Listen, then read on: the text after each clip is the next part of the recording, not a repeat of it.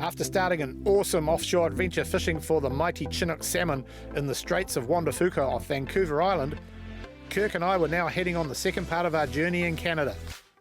Moving inland to fish for one of the most interesting freshwater fish that swim, a giant white sturgeon. Fishing with unusual baits and tactics, targeting a fish that can grow as big as a marlin. We would both be challenged to the max physically in an attempt to catch one of these Goliath fish.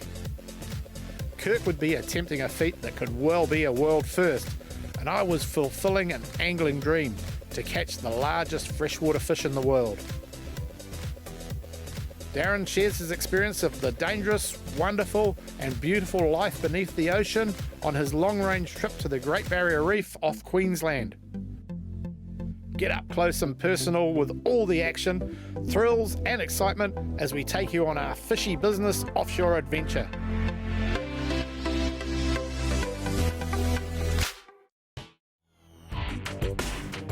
The Fraser River was named after Simon Fraser, who led an expedition in 1808. More interestingly, the First Nation people of Canada have a name for the river that means sturgeon. Today in Canada, I'm heading out to meet up with Adam. I've come all the way to Canada. I'm in Mission, which is about an hour east as you drive from Vancouver in Canada. I'm on a wave runner and I'm fishing where no one has ever fished on a wave runner before. I'm fishing the mighty Fraser River and I'm fishing for sturgeon. Sturgeon are a species that's over 150 million years old. And I mean, just that alone is incredible. So I'm on this river, I'm going to be fishing with a local charter guy, but I'm going to be on the ski because no one in the world has ever caught a sturgeon from a ski before.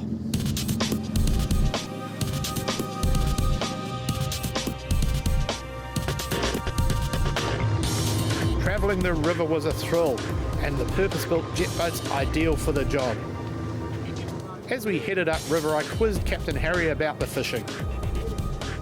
The Fraser River has massive salmon runs, and seeing people netting in a river was a little unusual for me. Sturgeon feed on different foods at different times, so we set out a range of exotic and very smelly baits. One of the favourite baits is rotten salmon, which is what the river is full of after the salmon have spawned. It's easy to understand how the sturgeon can grow to such a large size in a massive river with an abundance of high protein food. Casting the heavy sinkers is an art form that Captain Harry had well mastered.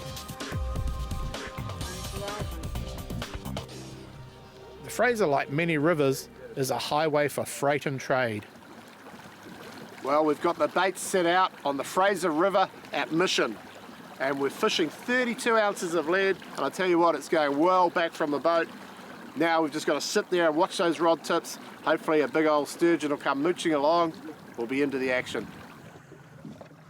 When I said to people I'm coming to Canada to try and catch a sturgeon on a ski, they kind of looked at me funny, and even the skipper yesterday. We turned up and met the skipper before coming out today, and I said to him, "Oh, do you mind if I bring a ski tomorrow?" And he said, no, it's fine, and kind of had a chuckle, thinking I was laughing. But anyway, turned up this morning with the wave runner, and here we are. And even though you're fighting a big fish, the ski is a very, very stable platform.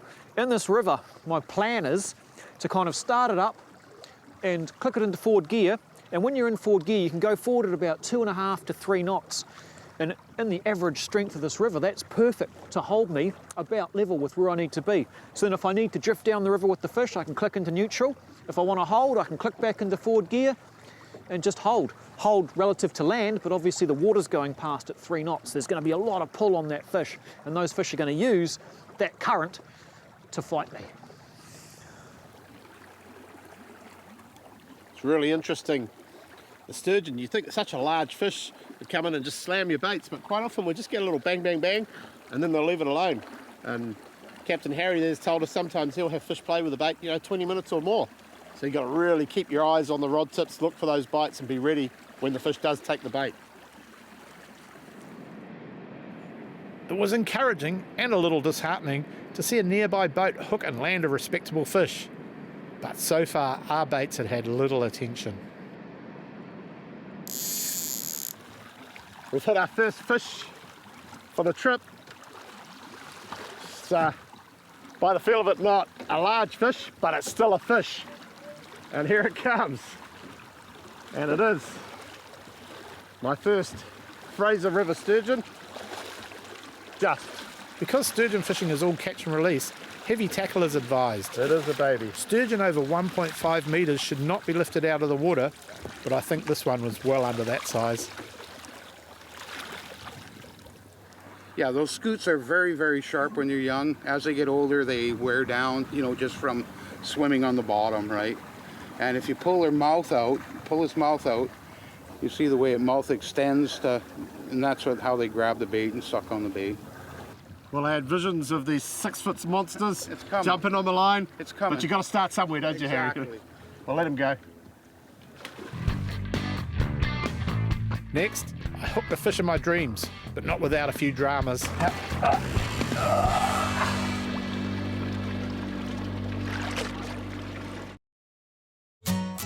We were fishing for sturgeon on the Fraser River in Canada. So far we'd only caught one little fish. Kirk explains what to look for on a sturgeon fishing spot. A likely looking spot is generally over the flat, on a drop off apparently is quite good, and just dropping the baits back into that massive current and waiting. It's a matter of working out what bait's also going to do the business. There's a number of different things that the fish feed on in here. It could be a herring, it could be a salmon, it could be lamprey. So we're trying everything to see what works. Our guide, Captain Harry, had a chili bin full of weird and stinky bait. In an attempt to get a bite, he rigs up one of the sturgeon's favourite foods, salmon roe. Being so soft, the roe is held together with a mesh bag tied off with some bait cotton. This is a very attractive looking bait, but Captain Harry told us that sturgeon are very specific feeders, only taking certain baits at certain times of the year. Even though sturgeon are really large, they feed on quite small baits. They have no teeth, just grinding pads, so are unable to take bites. All right. Instead, they just hoover up the food they find on the bottom using their great sense of smell. Kirk was trying different spots up and down the river, but it felt like the sturgeon were just not on the feed. We had so little time to catch our fish. Was this a case of, you should have been here last week?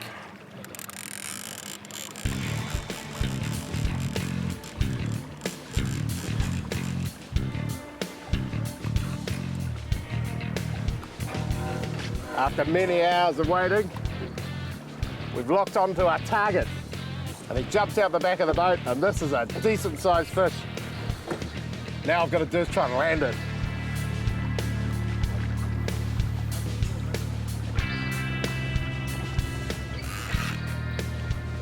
When you're fishing in 4 knots of current, and the fish here looks to be, I don't know, 6 foot, immense weight and power, it's just an incredible feeling. And we have seriously, shaken his head.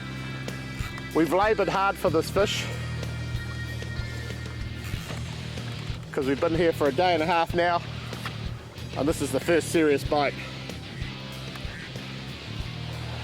When those fish take it like that, that's the take you want, for sure.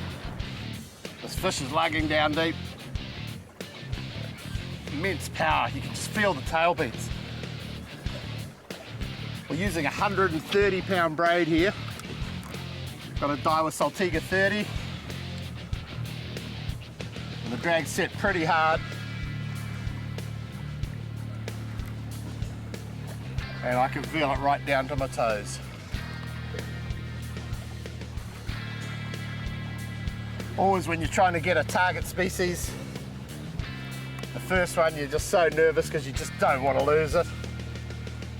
You want to do everything right. We're fishing with barbless hooks, so obviously it's very important to keep the line nice and tight. And when this guy just wants to take some line, he does it really easily. There he goes. We've got a boat off to our side here. All of a sudden I felt my line rubbing against the other boat's gear. For a moment I thought I'd lost my fish. My heart sank for a moment as the weight came off, only to realise that I'd burnt the other guy's line off. Now I was worrying if my line had been damaged as well.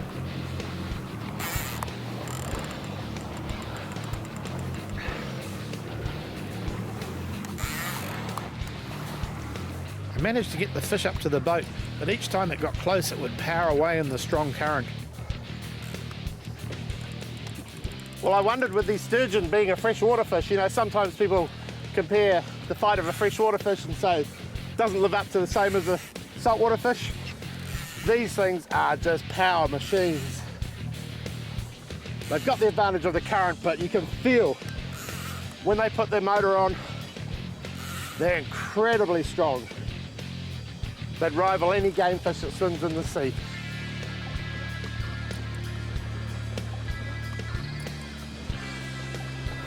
There's the sinker. Yep. I was starting to get tired and developed a massive bruise in my groin, so the team gave me a gimbal belt, which helped a lot. Man, I'm knackered.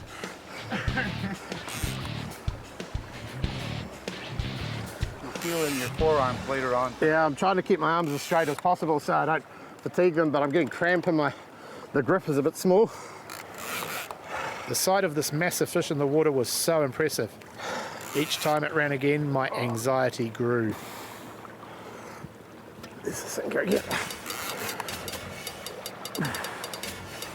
This time. Go down again. Hold on. Go the other side. There he is. Whoa. Yeah. Fat boy. Yeah. Whoa.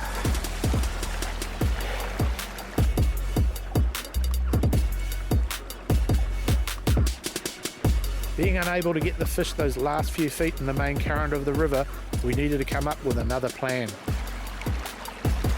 Wow.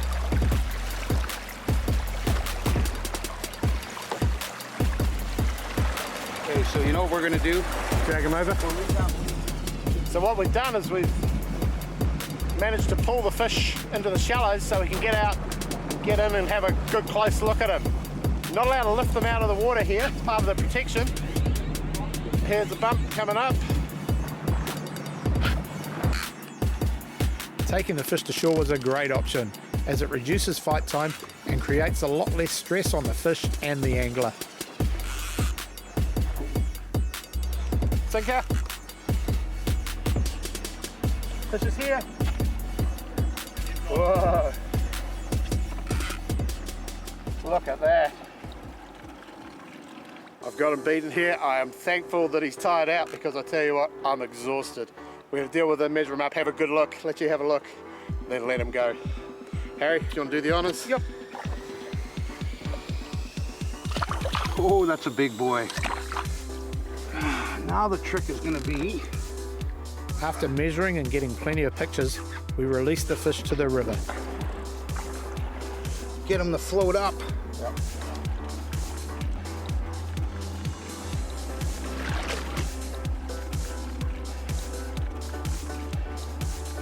Okay. Yep.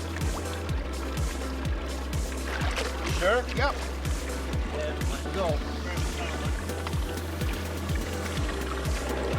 They said that sturgeon reach sexual maturity at 20 years old, and a 2-metre fish is about 25 years old, so who knows how old this one was. They have been known to live up to 100 years old, and it was definitely the largest freshwater fish I had ever caught.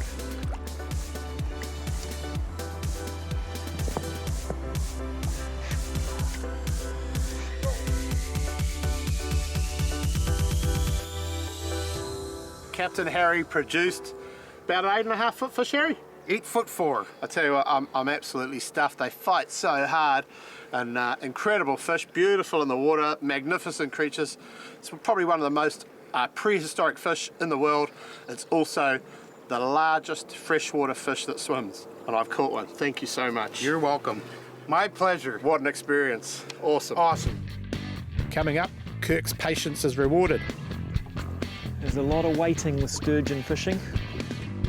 Oh, what a fish.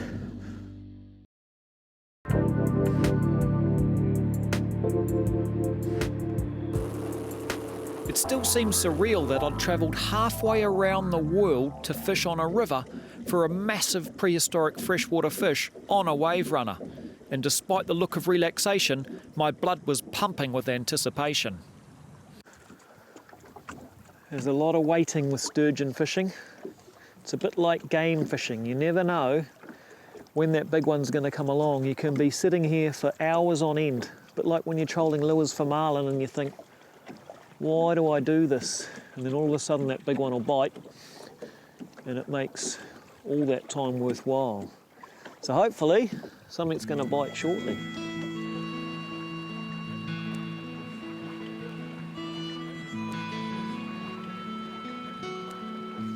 One of the things I love when travelling and meeting new people and fishing new locations is the different ways that people fish.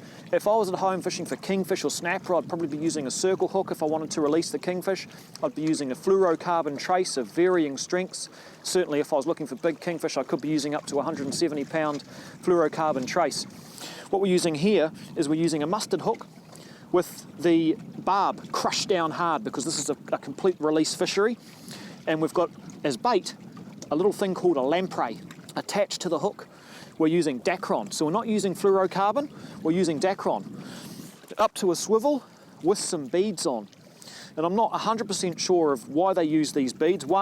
This one here stops it obviously hitting the top of the rod tip, but they also look a lot like salmon eggs to me. And the salmon, they come up this river to spawn, so that is generally, I guess, a good reason for using them. And a big sinker, real big currents, and depending on where you are on the river, the current can change. Can go anywhere from probably the least we've seen is about 2 knots, 2.5 knots, right up to about 4 knots. So we're using a 26-ounce sinker here, but could use right up to a 32 or even bigger, just to make sure we hold the bottom. One of the deceptive things about these fish is the size of their bite. You'd think with the size of the fish and the size of their mouths that they would come in and they would just hoover that bait up, but they don't. They haven't got very good eyesight and the water is very murky. So they use their smell and they come in, they'll come upstream, sensing out that smell, and they'll be using their barbels underneath their chin, quite a lot like this actually, and they'll find your bait and you'll see a few nods on the rod tip before the bite happens, and then even the bite can be no greater than you would get from a 2-pound snapper. It's really weird, but when you put that weight on, boom, the fish is off. They'll often come up, they'll jump, they'll be burning everywhere trying to bust you off, and the fight is on. Here we go. All that waiting, and I'm hooked up. It's done a couple of jumps, and it's looking good. You can instantly feel the power of these fish. Just massive, drifting down a river. So the added complexity on the ski is that I need to keep it pointing upstream and keep it straight. I can go with them, but I want to just keep it pointed upstream. That's the key at this stage. That's my goal. Looks like he's going to do a jump. Here he comes. Oh, what a fish. Having seen the fish jump a couple of times now, I knew this was the largest fish I'd ever fought from a ski.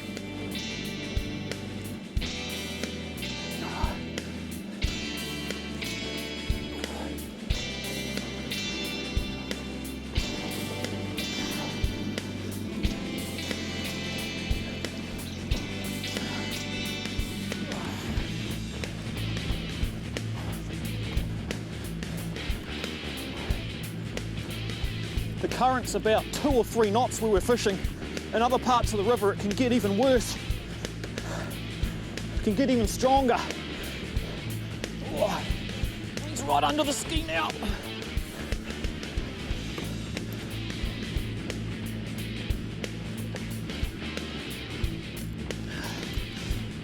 Just becomes a stalemate. If you've ever fought a shark, it's a cross between a shark and a marlin. Goes on big runs, does big jumps, he's got some power.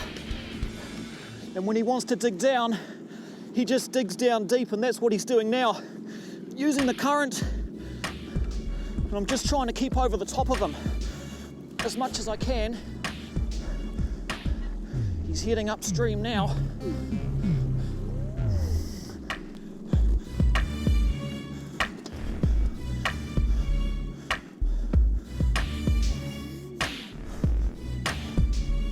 After about 10 minutes, we got our first look at each other beside the ski.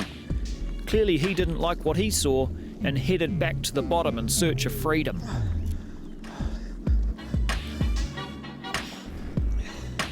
It's so hard to deal with these fish at a boat, let alone a ski. So the safe way is to try and get him to a beach. He's a good size, well over 100 pounds, which is a massive fish, and look at the power. Like any big fish, you cannot rush the fight. These guys have got so much energy, so much power, massive big tails, massive big fins, and you just cannot rush the fight. It's just so much weight, and when he wants to, he just turns. If I feel him turn, I'm trying to keep as much weight on him as I can to keep his head in one place. But if you give him just a touch to turn, he'll turn and he'll be gone again. You'll lose another 20 metres, and we're only in 20 metres of water, so I don't want to get down into all those logs and branches and stuff that's on the bottom. I'm going to try and tow him in. There's a little beach. I've just drifted up towards a little beach. I'm going to try and slowly tow him over. Just coerce him, kind of like you do a kingfish away from the reef. I can see this beach in front of me, but I'm worried I might have overshot before I've gone in. The current's going to be taking me down this way.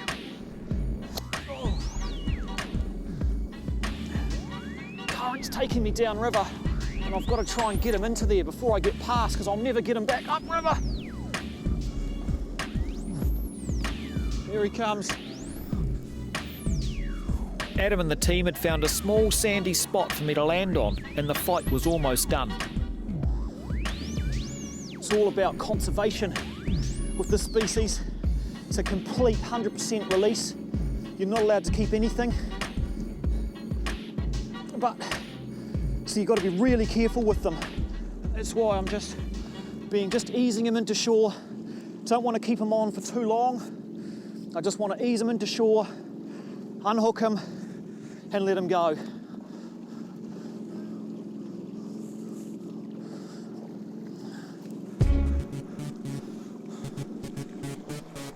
Just going to come in over there. Yep.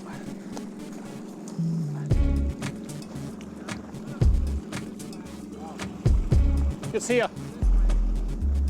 What? Well, I can't. I'm here.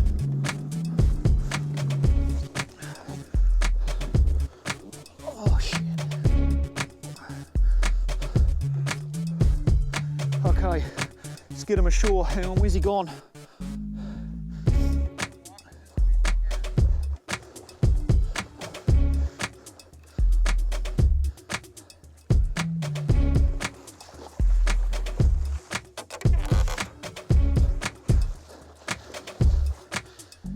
Here he comes.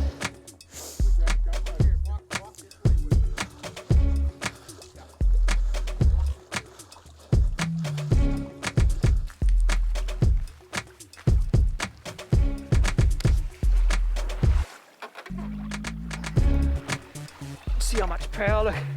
He's been on for about 15 minutes. We're in the shallows and he's still trying to swim away hard. That's why they're such a successful species. What do we listen to then? Don't reel anymore.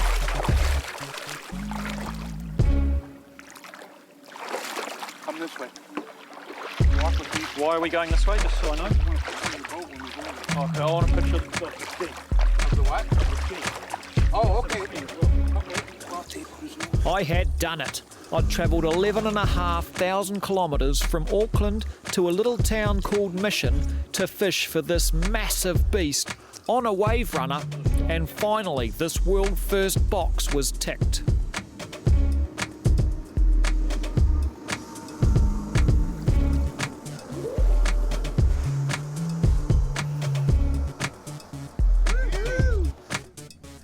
there we go. That's how it's done. A prehistoric sturgeon on a ski. 6.5 feet long, that thing. Over 100 pounds. What a massive fish. I've come a long, long way to get it. Spent a long time sitting here waiting for the bite. And boom, we've got it. Next up, Darren encounters some of the dangers of the reef.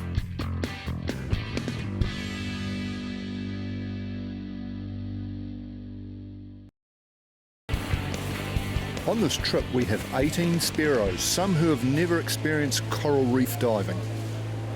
3mm wetty suits are the order of the day. The water is around 25 degrees. How's your trip going so far, Chris? Yeah, really good, mate, really good. It's beautiful weather, lovely viz. Couldn't ask for it any better, really. Loving it, mate. We move after every dive to a new spot, and the fish keep stacking up. As we get it, it gets processed for us to take home. Roger Ayres, our senior diver from Wakatani, enjoys the serenity. Now, unfortunately, I was by myself and this doggy came in, so I got no camera footage of it. But I shot it and a big barracuda showed up, and that is the sort of damage that those barracuda teeth will do. He only bit it a couple of times, but look at that. Soon slowed him down, but we've still got a bit of fish to eat. Now I'm going to show you the barracuda teeth, and it's actually the fish that did it. Somebody came along and shot it a bit later on, so just wait there. Most of the time, the barracuda are by themselves. Some get confused between them and Spanish mackerel, but the cuda have a big broad tail, the Spanish don't. So this is the culprit, and if I can get these open.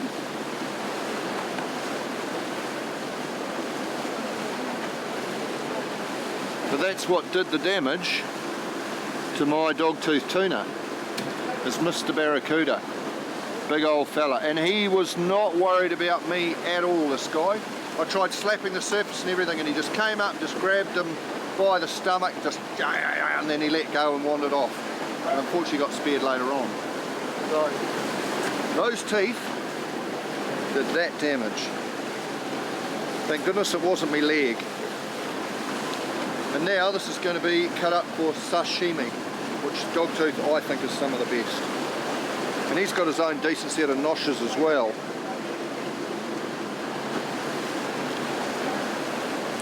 So this is diving in Coral Sea, and we're on the Swains Reef at the moment, aboard Booby Bird. And it's great diving, it's really good diving, but lots of big sharks. Check out the viz as we look for spots to dive.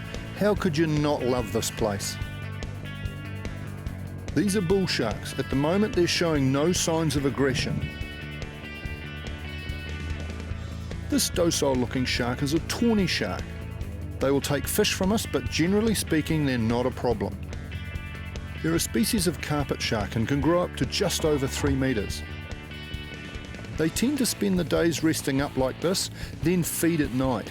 With their powerful suction force, they can extract prey from inside holes in the coral. Octopus are a #1 target for them. They also eat invertebrate and small fish. They do have small sharp teeth, so a little respect is required.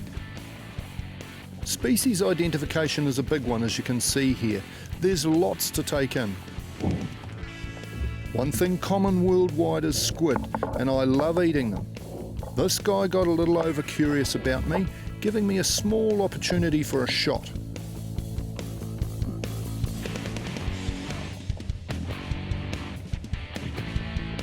Rays of several different types can be found on the reef.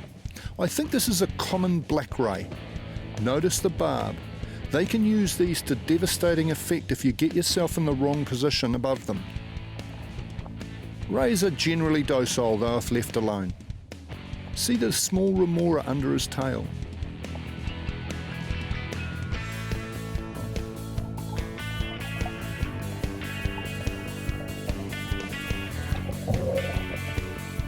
While surfacing from a deep dive, this sea snake showed a little too much interest in the camera mounted on my gun.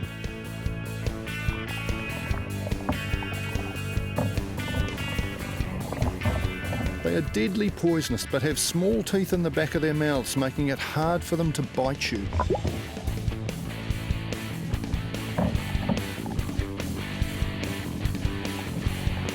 There's around 60 odd different species of sea snakes. I've experienced this many times when they get entwined on your gun. I'm not sure it's aggressive, more just interested. Maybe it's the rubbers or the gun and they think it's another snake. Don't panic if this happens. As you can see in this one part, I hold him by his tail to keep it back. I did this very gently and with caution. It was the only way to stop it getting in really close.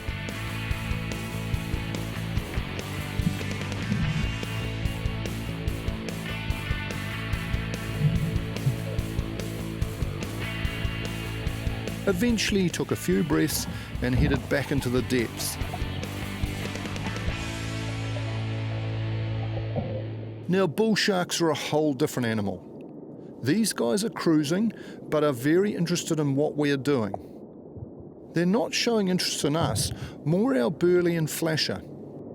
If we do spear something with them around, it's all bets off with what could happen. So we've got to be very careful and stay together. I like to keep eye contact wherever possible at all times. Notice there's no other species of shark around while these guys are here. They're the masters of their domains. They're well known as man-eaters, so we have to be respectful. Graham Leach has had some luck with a nice dog-toothed tuna. Well, I was just swimming along a coral line and it jutted out quite a way and it was kind of deep water. And then I noticed quite a bit of movement with fish. I think there were some wahoo there. So I dived down and then all of a sudden there was about 4 or 5 of these. And then got him from behind. He was going away from me at the time, but the shot held and then it was all on. My reel was on full tension and that got dragged out. Probably got towed for a good 20 metres. Wow. Holding onto my float, kind of waving out to the boys in the boat. They were trying to keep up. So she was all on there for a few minutes. Coming up, Trev's turtles and tails from the Great Barrier Reef. Couple of Spanish boys. Woo.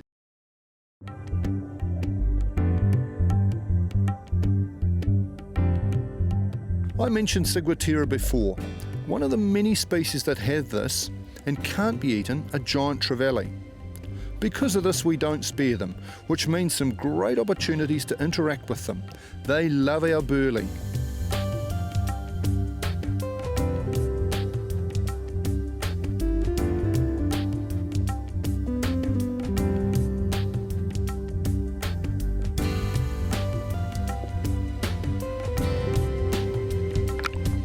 One or two of them would follow us along the reef, and most days there were several under the boat at anchor. Some of these guys would be close to 40 kilos. It's great being so close to them.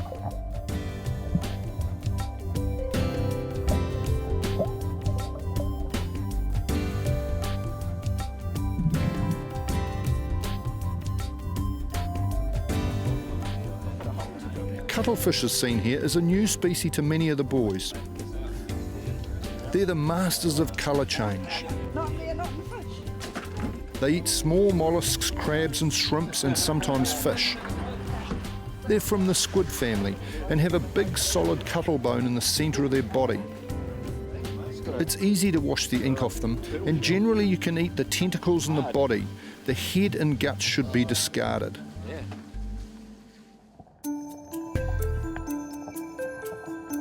Hunting coral bommies like this turns up all sorts of species.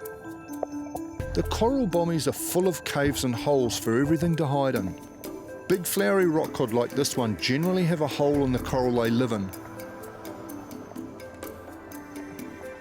I estimate this cod could be 20 to 30 kilos.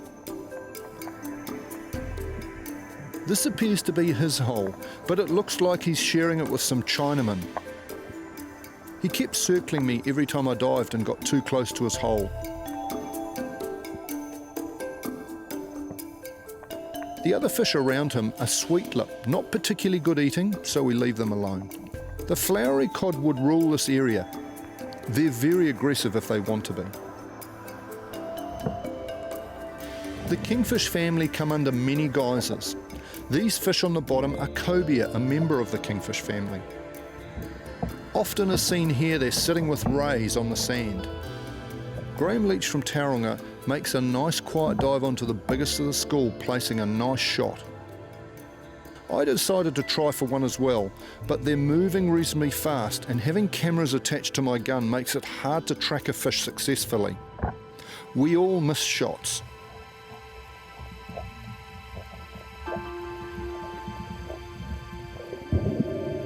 Graham's still playing his fish.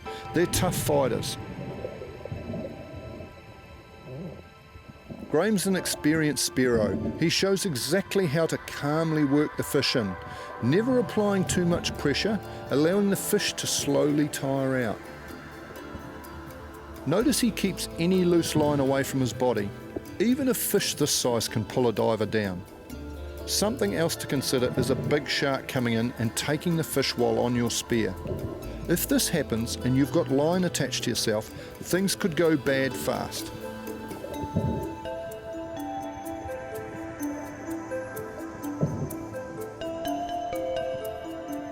The fish is tiring quickly, but never gives up. Graham manoeuvres it to an upside down position and makes sure the spear is pushed right through it.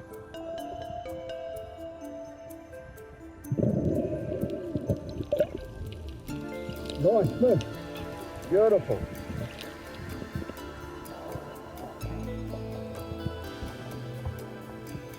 These Chinamen are hiding from me, but it's very easy to touch their tails, and I can also shoot round the front and touch their heads. Might be a case of heads or tails.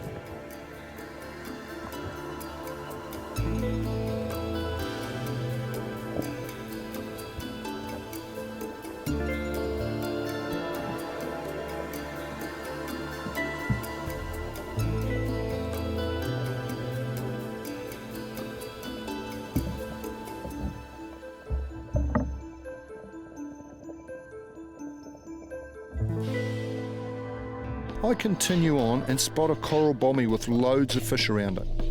It has a perfect overhang to house fish. Now this is where species ID is very important.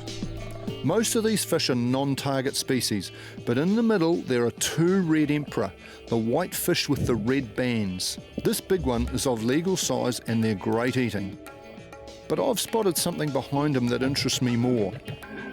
Watch just above the red emperor. The fish I'm after is very spooky. I take my time and move in slowly for the shot. It's a mangrove jack.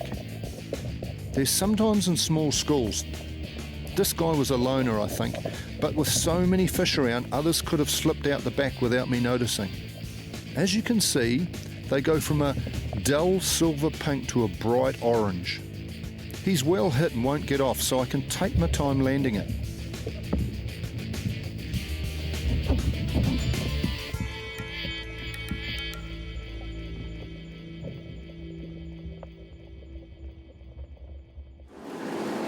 They live in holes and things. They're a predatory fish as well. Another decent set of noshes. Everything out here's got big noshes. Look at that. So that's a mangrove jack. Very nice eating fish.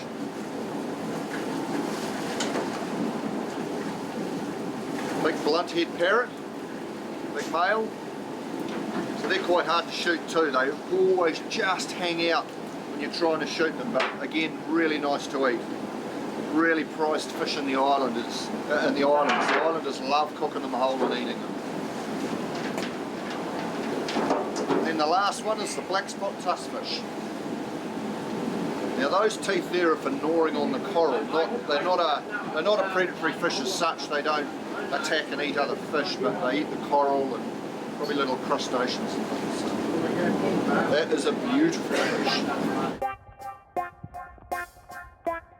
Of course there's turtles. I managed to blindside this big one and it takes me for a ride. You often see one on top of the other like this in a mating ritual. It doesn't seem too concerned by me. You do have to watch their sharp beak and they will bite.